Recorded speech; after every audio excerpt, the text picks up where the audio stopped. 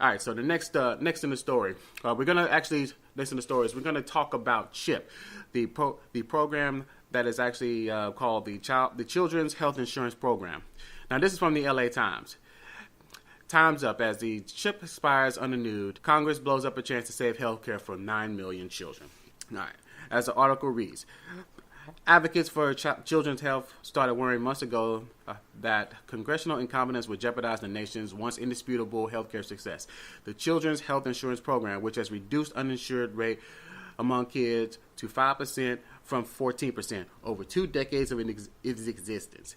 Their fears turned out to be true. Funding for CHIP runs out on Saturday, and no vote on establishing the program's $15 billion appropriation is expected for at least a week, probably longer.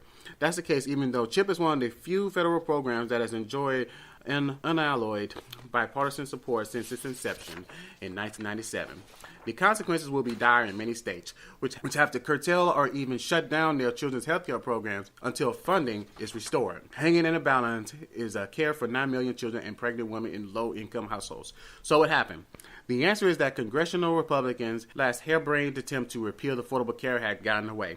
A funding bill for the CHIP seemed to go on well on its way to enactment until a week or so ago. That's when the effort to pass the egregious Cassidy-Graham repeal bill sucked the air out of the legislative room. Agreement on the bill that had been reached in mid-September on Senator Orrin Hatch and Roy Wyden.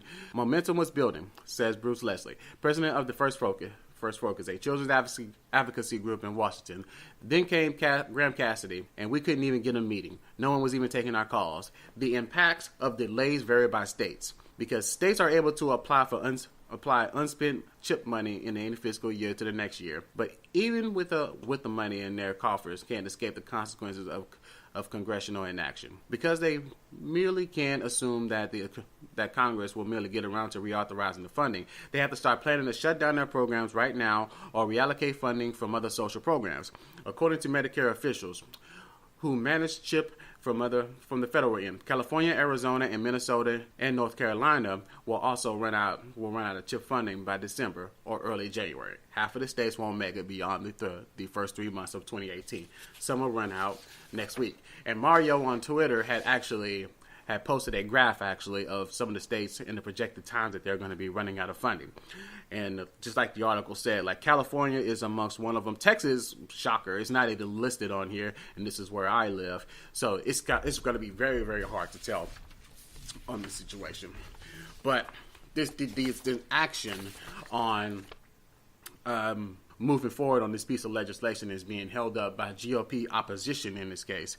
And the Trump administration is pivoting right now full force to tax reform, and we are now seeing the decay of our government and a lot of the programs. And I sincerely hope that people begin to wake up and begin to look towards 2018 to start primarying some of these candidates, because unfortunately they don't necessarily have your best interest.